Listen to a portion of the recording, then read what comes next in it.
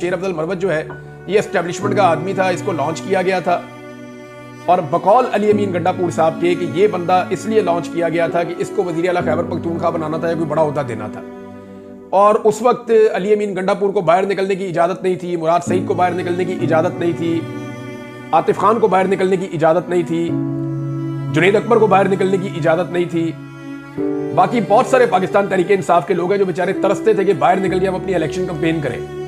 तो उस वक्त शेर अफजल मरवत ये कैसे मुमकिन है कि वो खुलाकर इमरान खान के लिए कैंपेन कर रहे थे। तो ये पार्टी के अंदर बहुत सारे लोग इस बारे में यही सोचते थे और गंडापुर साहब ने मुझे खुद कहा, मैं हल्फन आपको बता देता हूं, उन्होंने कहा कि कभी आपने सोचा है कि शेर अफजल मरवत वो सारा कुछ क्यों कर पा रहा था जो हम नहीं कर पा रहे थे?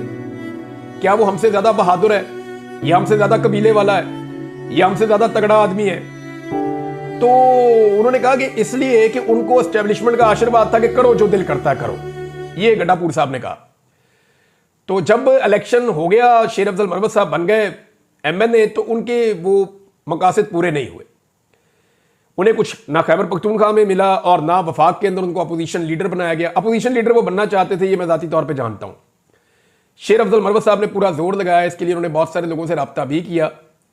मेरी और उनकी जो वाहिद एक टेलीफोनिक कॉल हुई है, जिंदगी में एक ही टेलीफोनिक कॉल हुई है, तो मैं हैरान हो गया कि एक आदमी छूटते ही मेरे से ऐसी बात कैसे कर सकता है। यानी उन्होंने मुझे कहा कि मैं बनना चाहता हूं अपोजिशन लीडर और आप मेरे लिए लॉबिंग करें। तो मैंने कहा जी मैं लॉबिंग कैसे करूं? मैंने हंसना शुरू कर दिया। मैंने कहा जी मैं तो पॉलिटिकल मामलात में नहीं आता, आपकी पार्टी का डिसीजन है, वो आपको बना दे किसी और को बना दे, तो ये पार्टी पे डिपेंड करता है। लेकिन उन्होंने मुझे उस वक्त ये कहा कि अगर मैं अपोजिशन लीडर बन गया तो मैं पूरे निज़ाम को मुसीबत डाल दूंगा, मैं बड़ा अग्रेसिव आदमी हूं, मैं बहुत चढ़ के आऊंगा और मैं खुलकर जो है वो मुखालफत करूंगा इस हुकूमत की, ये सब लोग बुज़दिल हैं, ये नहीं कर पाएंगे। तो इस तरीके से उन्होंने कायल करने की कोशिश की शेर अफजल मरवत साहब ने, और एक दौर में इनका नाम चलता भी था कि शायद इनको अपोजिशन लीडर बना दिया जाएगा, लेकिन फिर नहीं बनाया गया। उसके बाद हमने देखा कि शेर अफजल मरवत साहब की जो टॉक शोज में एक्टिविटीज हैं या सोशल मीडिया पे एक्टिविटीज हैं वो बाकी रह गई, लेकिन जो उनकी अवामी एक्टिविटीज हैं वो फिर नजर नहीं आई।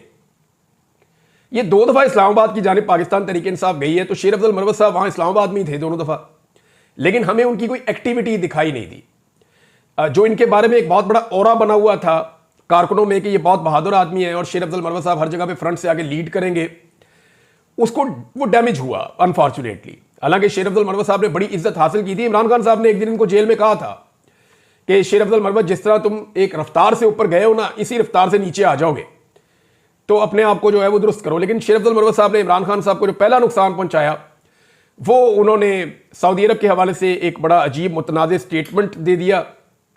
उसके बाद फिर हम ये देखते रहे कि शेर अफजल मरवत साहब जो है वो पार्टी में कभी इससे लड़ाई कभी इससे लड़ाई, तो वो उनकी चलती रहती है। आजकल सलमान अकरम राजा साहब के ऊपर उन्होंने जो है वो अटैक किया हुआ है। अब अलीमा खान साहिबा ने जो इस बारे में बोला, उन्होंने कहा जी एक तो सलमान अकरम राजा साहब को इमरान खान साहब ने पार्टी का सेक्रेटरी जनरल बनाया। इससे पहले भी एक सेक्रेटरी जनरल पार्टी के ऐसे थे जो इमरान खान साहब ने अपनी पार्टी के लोगों से पूछा कि आप ये मुझे इजाज़त देते हैं कि मैं नॉमिनेट कर दूं